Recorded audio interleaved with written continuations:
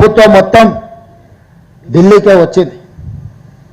మంత్రివర్గం మొత్తం ఢిల్లీలోనే రాష్ట్రపతి గారి అపాయింట్మెంట్ కోసం ఎదురు చూస్తున్నాము. దురదృష్టవశాత్తు రాష్ట్రపతి గారి అపాయింట్మెంట్ మాకు దొరకలేదు.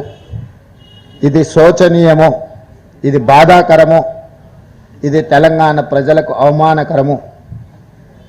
బలహీన వర్గాల హక్కులను కాలరాయడానికి భారతీయ జనతా పార్టీ మొదటి నుంచి ఇప్పటి వరకు కుట్రలు చేస్తూనే వస్తుంది.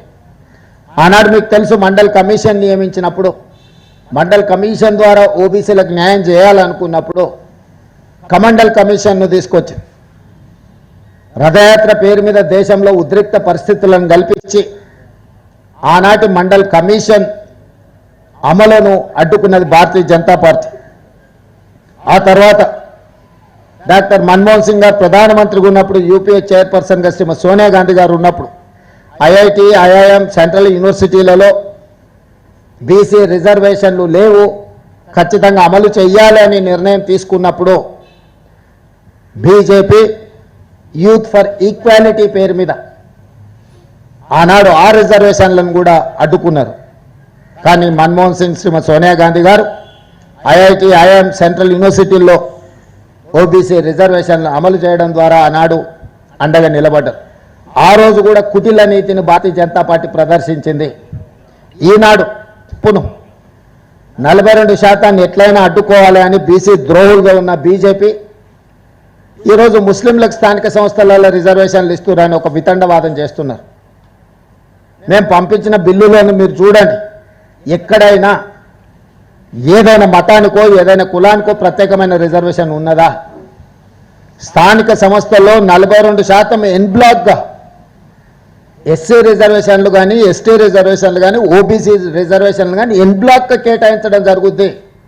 కులాలు, ఉపకులాల పేరు మీద రిజర్వేషన్లు ఎక్కడా లేవు, ఇప్పటి వరకు అమలు జరగలేదు. ఎస్సీ, ఎస్టీ, ఓబీసీ రిజర్వేషన్లు ఎన్ బ్లాక్గా వాళ్ళ జనాభా దామాషా ప్రకారం ఎస్సీ, ఎస్టీలకు రిజర్వేషన్లు అమలు చేయడం, ఓబీసీలకు గతంలో చంద్రశేఖరరావు గారు మేము 34% ఇస్తే ఆయన 23%కి తగ్గించి కుదించి ఎన్ బ్లాక్గా 23% రిజర్వేషన్లు అమలు చేశాడు. ఈరోజు యాజ్ ఇట్ ఈజ్గా 42% ఎన్ బ్లాక్ రిజర్వేషన్లు ఇవ్వాలి ఓబీసీలకు అని మాత్రమే చట్టంలో ఉంది. కానీ దురదృష్టవశాత్తు కేంద్ర మంత్రి కిషన్ రెడ్డి గారు, బండి సంజయ్ గారు వారు చట్టాన్ని చదివినరా, చదవలేదా, లేకపోతే రాజకీయ ప్రేరేపితమైన ఆలోచనలతోని చదవకుండానే కళ్ళు మూసుకొని మాట్లాడుతున్నారా నాకు తెలీదు. ఈరోజు మీరు ముస్లింలకు రిజర్వేషన్లు ఇస్తున్నారు కాబట్టి మేము 42% అడ్డుకుంటున్నాము అని వితండవాదం చేస్తున్నారు.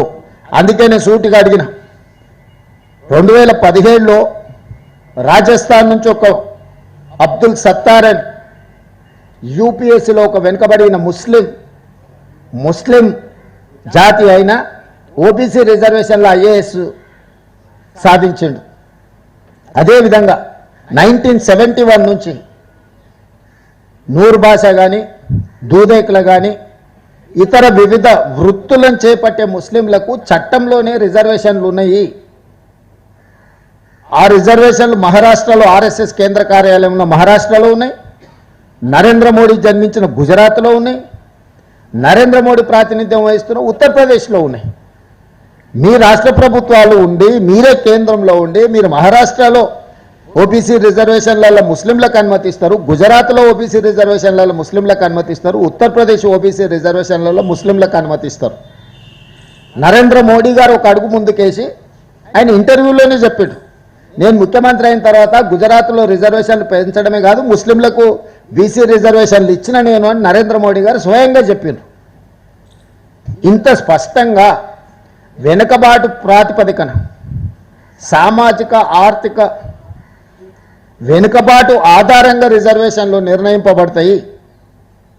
మతాల ప్రాతిపదికన రిజర్వేషన్లు రాజ్యాంగంలోనే లేదు, మేము అలాంటి రిజర్వేషన్లు చేయలేదు అని మేము చెప్తుంటే లేదు లేదు లేదు మీరు ముస్లింలకు రిజర్వేషన్లు ఇస్తున్నాం కాబట్టి మేము అడ్డుకుంటున్నాం అంటారు. ఓబీసీలు అంత అమాయకులేం కాదు, వాళ్ళు చట్టం చదువుకురు, వాళ్ళు జడ్జిలైనరు, వాళ్ళు న్యాయవాదులైనరు, వాళ్ళకు సామాజిక స్పృహ ఉన్నది. ఈ ఓబీసీ రిజర్వేషన్లు పెంచాలనుకున్న ప్రతి ఒక్కరికి, సామాజిక చైతన్యం కలిగిన ప్రతి వాళ్ళు బీజేపీ ఏ విధంగా ఓబీసీ రిజర్వేషన్లను అడ్డుకోవడానికి ముస్లిం రిజర్వేషన్లను అడ్డం పెట్టుకుంటున్నారు. ఇది బీజేపీ అడ్డుకోవడానికి చేస్తున్న ప్రయత్నం.